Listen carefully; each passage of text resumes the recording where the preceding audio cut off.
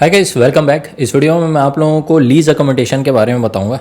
Lease accommodation का process कैसे रहता है, पूरा ए टू जेड, क्या क्या चीज़ें करनी पड़ती है, क्या क्या डॉक्यूमेंट्स कलेक्ट करने पड़ते हैं, ये सब चीज़ें बताऊंगा। जिसको थोड़ा इंटरेस्ट रहे वो देख लीजिएगा, थोड़ा सा बोरिंग लग सकता है ये, स्लाइटली ऑफ टॉपिक है। ये सब चीज़ें मैं मतलब जो खुद किया है मैंने वो सब बता रहा हूँ मैं आप लोगों को। और कोई इन जनरल नया ज्वाइनी आता है ना, तो किस तरह से रहेगा, मैं कैसे किया था, वो सब मैं डिस्कस करूँगा। तो अगर आपको काम का लगे तो देख लेना, जो जो काम का लगे, मतलब जो नहीं लगे काम का वो स्किप कर देना। स्टार्ट करते हैं। सबसे पहले लिखा है मैंने how to avail lease accommodation. Lease accommodation लेने के बाद क्या क्या प्रोसेस होते हैं वो मैं बताऊँगा। After training guest house for limited time. Training करके आओगे आप, जिस भी कैडर में कर रहे हो, मान लो मुंबई पोस्टिंग मिली आपको, तो आप आके कुछ टाइम के लिए गेस्ट हाउस अवेल कर सकते हो। गेस्ट हाउस के चार्जेस लगते हैं, बहुत मिनिमम रहते हैं, वो आपका हो जाएगा, कवर हो जाता है। पर गेस्ट हाउस की कंडीशन अच्छी रहे ना रहे कुछ कह नहीं सकते आप, स्टेशन टू स्टेशन डिपेंड करता है वो। अब इस पर ऐसा है कि गेस्ट हाउस तो मिलेगा कुछ टाइम के लिए, लेकिन फिर एक लिमिटेड टाइम के बाद वो फिर एचआरए भी काटने लग जाते हैं, और उसके बाद आप और ज़्यादा टाइम स्टे नहीं कर सकते, आपको मतलब घर ढूंढ के रहना ही पड़ेगा। क्वार्टर मिलने की संभावना ऐसी रहती है कि ज़रूरी नहीं जब आप आएँ उसी समय मिल जाए। तो यहाँ पे मैंने लिखा भी हुआ है, quarter allotment will take time. Quarter के लिए क्या होता है कि पहले लिस्ट आती है कौन कौन से क्वार्टर खाली हैं, किसके लिए खाली हैं, कुछ होगा एटीसी वालों के लिए, कुछ होगा आप लोग के सीएनएस के लिए, ऐसा भी रहता है। तो उस पर लिखा रहता है, फिर आप अप्लाई करेंगे, फिर वो लिस्ट निकलती है कि किसको कौन सा क्वार्टर अलॉट हुआ, और फिर उसके बाद आप जाके मतलब कंफर्मेशन कर ले दे के कि हाँ भाई मेरे को एक्सेप्ट करना है क्वार्टर, और फिर रहना वहना शुरू होता है। टाइम टेकिंग प्रोसेस है, जब आप ज्वाइन करें तब आपको मिल जाए ऐसा ज़रूरी नहीं है, लाइन भी लगी रह सकती है। आपके सीनियर लोगों को क्वार्टर के लिए लाइन लगी हुई है, पता चला ऐसा हुआ, तो इसलिए आप रिलाई नहीं कर सकते कि आते ही आपको क्वार्टर मिल जाए। तो आप जाते हो कहाँ, सर्च मोड पे। सर्च मोड में क्या होता है कि कोई सीनियर्स का एकोमोडेशन अगर पहले है तो या तो उसको ले लो आप, कि कोई ट्रांसफ़र हो रहा है किसी का, तो भाई मैं पहले मैं बात कर लेता हूँ सीनियर से, तो वो जाएंगे तो अपना घर देते जाएंगे। तो इससे क्या होता है, ब्रोकर वगैरह का इन्वॉल्वमेंट अपन हटा सकते हैं। डायरेक्ट ओनर से आप बात करेंगे, फिर उसको लीज के लिए जो भी काम है वो स्टार्ट कर देंगे। या तो फिर कोई क्वार्टर खाली हो रहा होगा, ऐसा तो नहीं कर सकते कि क्वार्टर खाली हो रहा है तो आप जाके बस गए एकदम, उसके लिए प्रॉपर अलॉटमेंट होता है। तो कुछ दिन के लिए मैं भी रह लो, पर एकदम लंबे टाइम के लिए तो नहीं रह पाओगे, वो मतलब एक तरह से अलाउड नहीं है वो ऐसी चीज़। तो ये भी मतलब चांसेस कम है, सबको तो मिल जाए ऐसा तो नहीं है कि कोई सीनियर हर कोई जा रहा होगा तो मेरे को दे देगा घर तो मैं रह लूँगा और लीज बनवा लूँगा, ऐसा ज़रूरी नहीं है। फिर आप सेकंड ऑप्शन रह जाता है न्यू अकोमोडेशन ढूंढना। तो जब हम लोग आए थे, मैं आया था तब भाई 1-1.5 महीना मिला था हमको गेस्ट हाउस में। फिर उसके बाद उस 1-1.5 महीने में हम ऑफिस का काम ऑफिस पे, फिर उसके बाद अपन सर्च मोड पे निकलते थे डिफरेंट घर देखने लीज के लिए। ये वाला तो पॉइंट कवर कर दिया। Take time to find property that suits you. मैं शुरू में जो जब ये यहाँ आया था तो यही सोसाइटी में मैं एक दूसरा घर देखा था, मेरे को पसंद आ गया था, लेकिन मेरे को कुछ पता होता नहीं था कैसा रहता है, बहुत कम लोग यहाँ रहते हैं। तो मैं फिर भी 15-20 घर उसके बाद और देखा हूँ कि कौन सा मज़ा आ रहा है कि नहीं, मतलब मुझे सूट कर रहा है कि नहीं, मेरे टाइप का है कि नहीं, मैं ये चीज़ें ढूंढ रहा था। लेकिन 15-20 घर देखने के बाद भी मुझे at the end of the month ये वाला घर पसंद आया, क्योंकि वो जो पहले देखा था मैंने, सबसे पहले पसंद किया था, वो तब तक जा चुका था। मेरे को ये नहीं पता था कि इतनी जल्दी घर चले जाते हैं किराए पे। मतलब 2-3 दिन अगर मैं ये घर छोड़ा ना तो 3-4 दिन में कोई और आ जाएगा। मतलब 4-5 लोग लाइन में बैठे हुए हैं ये घर को भी लेने के लिए, अगर मैं रिन्यू नहीं कराया या फिर ये घर छोड़ दिया। तो इस टाइप का मतलब कॉम्पिटिशन रहता है, जो शुरू में मुझे नहीं पता था। तो धीरे धीरे पता लगा, तब तक घर चला गया था वो, तो मैंने ये घर देखा फिर नेक्स्ट, और फिर ये फाइनल किया था। तो take time to find property that suits you. मतलब मैं बताऊंगा क्या रीज़न की वजह से ऐसा लिया। मेरे को चिक चिक करना नहीं चाहिए था, आराम से सब हो जाए, शांति में काम हो, एकदम पढ़ाई लिखाई हो जाए मेरी। मेरे को मतलब ऐसा इन्वायरमेंट चाहिए था। बरसात में मेरा एक्सपीरियंस ख़तरनाक था गेस्ट हाउस पे, तो उसको देखते हुए मैंने सोचा कि भाई थोड़ा एक्स्ट्रा दे देंगे लेकिन कहीं ढंग की जगह रहेंगे, ये एकदम फिक्स कर लिया था। तो उस बेसिस पे मैंने सोचा आपका अपना कुछ हो सकता है क्राइटेरिया, उस हिसाब से प्रॉपर्टी ढूंढना। जब प्रॉपर्टी ढूंढ लोगे आप, तो उसके बाद आती है ब्रोकर गैंग।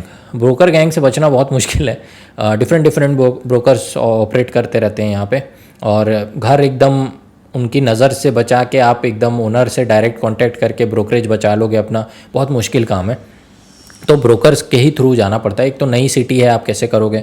तो ब्रोकर क्यों ब्रोकर, यहाँ पे लिखा हुआ है मैंने क्यों, why you won't be able to find, जो भी प्रॉपर्टी है वो आप इजीली फाइंड नहीं कर पाएंगे, उनके नज़र से बचना मुश्किल है ऐसा टाइप का। फिर भी पॉसिबिलिटी रहती है, थोड़ा हाथ पैर मारोगे तो मिल जाएगा। रीज़न बीइंग कि अवेलेबिलिटी का इशू रहता है, कोई भी घर खाली होते हैं तो उनकी नज़र में आते हैं और वो फिर ब्रोकरेज लेते हैं और किसी और को देते हैं, ऐसा वाला काम रहता है ना। तो जैसे ही अवेलेबिलिटी होगी तो उनके नज़र से अब बचेगा नहीं वो घर, तो वो किसी और को दे देंगे, और तो उस बीच में आप ढूंढ पाएँ, आपको पता लगे, उतना बहुत मुश्किल होता है। वो आप ऑफिस में किसी को जानते हैं तो ही पॉसिबल है, वो जैसे सीनियर अकोमोडेशन वाला मैं बताया मैं, तब हो सकता है। वरना ब्रोकर्स बहुत सारे लोग ऑपरेट करते रहते हैं, किसी न किसी की नज़र में आ जाएगा तो आपको मिलेगा ही नहीं डायरेक्ट ओनर से कॉन्टैक्ट करने। और एक तो दूसरा रीज़न नई सिटी है। नई सिटी में किसको जानोगे, किसको पहचानोगे? कुछ एकदम नहीं जानते हैं अपन, ज़्यादा से ज़्यादा ऑफिस के लोगों से बातचीत करके कुछ कर सकते हैं, लेकिन उसके बाद तो कुछ और नहीं कर पाओगे, सब नए लोग हैं। तो मोस्टली ब्रोकर का यूज़ आ ही जाता है। और दूसरा ब्रोकर का यूज़ क्या है, वो लीज़ के जो पेपर वर्क रहते हैं वो सारे निपटा देते हैं वो लोग, कोर्ट कचहरी वाला जो पेपर्स रहते हैं वो सारे नोटरी वोटरी वाले वो भी कर देते हैं। वो बड़ा रीज़न नहीं है, बड़ा रीज़न ये है मेन, लीज़ का पेपर वर्क तो आप भी लग के करा सकते हो, लेकिन ये यहाँ पर बचना थोड़ा सा मुश्किल होता है, खासकर अच्छी सोसाइटी में।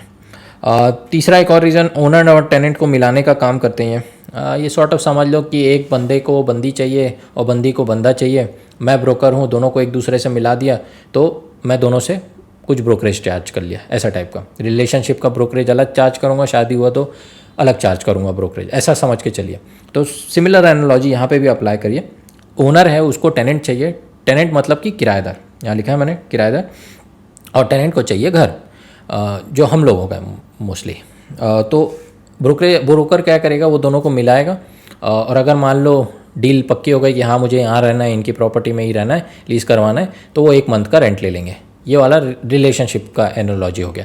मान लीजिए अगर घर खरीदते हैं, शादी वाला जैसे एग्जांपल दिया मैंने, तो घर खरीदते तो भी ये ब्रोकरेज लेते हैं, उस हिसाब से लेंगे, जो भी फ्लैट का मतलब बिका है जिस अमाउंट पे, उसमें भी इन लोगों का इन्वॉल्वमेंट रहता है। ठीक है, तो वही बोला मैं, बचना मुश्किल रहता है, तो ये लोगों को मिलाने का काम करते हैं, और उससे ब्रोकर भी खुश, ओनर भी खुश और टेनेंट भी खुश, ऐसा टाइप का। तो इसलिए ये ब्रोकर गैंग थोड़ा यूज़ में आती है।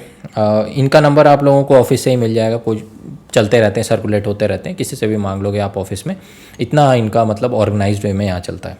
ये हुई ब्रोकर की बात।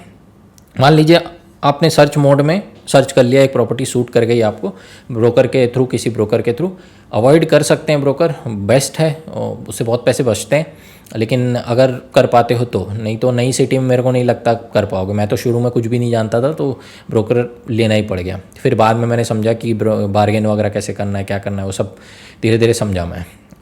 तो जब वापस आते टॉपिक पे, तो ऐसा हुआ, सर्च कर लिया आपने प्रॉपर्टी, तो उसके बाद अग्रीमेंट बनता है। अग्रीमेंट मोड में घुसते हैं अपन लोग, ओनर का, अथॉरिटी का, ब्रोकर का, आप 4 लोग, ये लोग सब इन्वॉल्व होते हैं अब।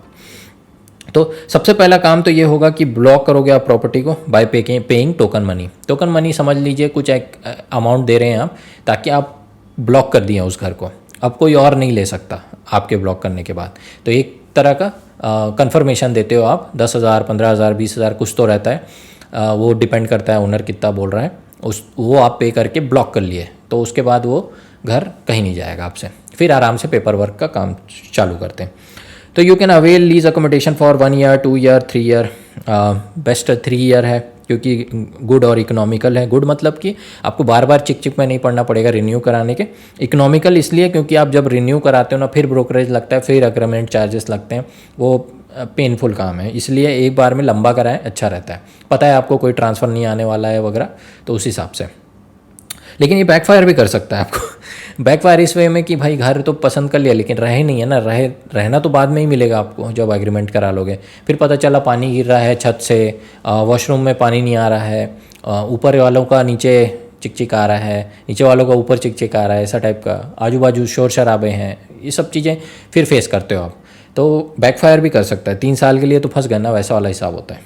तो इसीलिए इस पर कुछ नहीं कर सकते। मैं अच्छी लोकेलिटी पे ही ढूंढा और ये देखा, मैं यहाँ पे भी रहना शुरू किया, मेरे को सही लगा तो मैं कंटिन्यू करने लग गया इधर। ये पर्सन टू पर्सन डिपेंड करता है, होम टू होम डिपेंड करता है। मेरा प्रेफरेंस यही रहता है, अच्छी जगह रहना चाहिए मुंबई में, क्योंकि बरसात वरसात होती है और सिक्योरिटी पॉइंट ऑफ व्यू से भी थोड़ा ठीक रहता है अच्छी जगह रहना। Take lease form from finance department, 15-16 page का। आप फिर उसके बाद क्या लीज फॉर्म लेते हैं एक फाइनेंस डिपार्टमेंट से, 15-16 पेज का रहता है। उसमें मोस्टली आपके साइन रहेंगे, ब्रोकर का नाम रहेगा और ओनर का रहेगा साइन वगैरह, वो जनरल डिटेल्स रहती है उसमें, ज़्यादा कुछ नहीं रहेगा। एक आध दो चीज़ें उसमें इंपॉर्टेंट रहती है। Next up, requirements from owner. Owner के थ्रू क्या क्या चाहिए, ओनर से क्या क्या चाहिए रहेगा। ओनर से आपको मेल चाहिए रहेगा जो अथॉरिटी को दे या कंपनी को दे। टेनेंट का भी चाहिए रहेगा, टेनेंट भी अपना लिखता है, मतलब मैं भी लिखूंगा, है ना, वो भी लिखेंगे, मैं भी लिखूंगा कि हम ये कराना चाहते हैं इतने इतने साल के लिए, इतना इतना लीज के लिए करवाना चाहते हैं मेरी प्रॉपर्टी में, रेंट ये रहेगा, डिपॉजिट ये रहेगा, और ब्रोकरेज वगैरह आप अलग से करेंगे, ओनर का रोल नहीं है उसमें, ठीक है। ओनर का और क्या चाहिए रहेगा, ओनर परचेज डीड या फिर सेल्स डीड भी बोलते हैं इसको, with annexure to document signed उनका। मतलब ये परचेज डीड मतलब ऐसा समझ लीजिए कि उन्होंने खरीदा है ये प्रॉपर्टी, ये उसका प्रूफ देती है। मान लीजिए सेकंड ओनर है तो किसी फर्स्ट ओनर से खरीदा होगा तो वो होगा उस पर लिखा हुआ, ब्रोकर्स के भी नाम रहेंगे उसमें। और अगर मान लीजिए कि पहला फर्स्ट ओनर है तो सोसाइटी उसको देगी, है ना, सोसाइटी उसको परचेज डीड सेल्स डीड देगी। इसको ऐसा मतलब कोर्ट कचहरी वाली चीज़ें हैं ये। और उसके साथ एक एनेक्चर 2 मिलता है, ये भी वही है, चीज़ें वही लिखी रहती है, बस एक पेज में लिखा रह गया। ये जो परचेज डीड है ये 7-8-9 पेज का रहता है, ठीक है। ये ओनर अरेंज कर देता है, इस पर ओनर के सिग्नेचर्स चाहिए रहते हैं, कॉपी, ठीक है। ओनर का पोजीशन लेटर, मतलब किस तारीख को उसको ये फ्लैट पे रहने मिला है, ये मतलब उसके नाम हुआ है, वो उसमें उसके डिटेल्स लिखे रहते हैं, तो ये अलग रहता है। परचेज डीड के बारे में परचेस वगैरह के सारे वो लिखे रहते हैं, रजिस्ट्री वगैरह जो भी रहती है वो सब रहता है। इस पर किस तारीख से मिला है वो इंपॉर्टेंट रहता है, तो ये भी देना पड़ता है, उनका साइन रहना चाहिए उस पर। कॉपी चाहिए बस, मतलब ओरिजिनल नहीं। प्रॉपर्टी फ्लोर प्लान, जो ये प्रॉपर्टी है उसका फ्लोर प्लान होता है, फ्लोर प्लान कभी देखे होंगे, घर वर बनाते होते हैं और डब्बे डब्बे बने रहते हैं, वो एक कॉपी लगती है उसकी। आधार कार्ड ओनर का, पैन कार्ड या कैंसल्ड चेक, ये सब चीज़ें भी लगती है उसकी। तो ये सारे जो डॉक्यूमेंट्स हैं ओनर के तरफ से आपको लगेगा।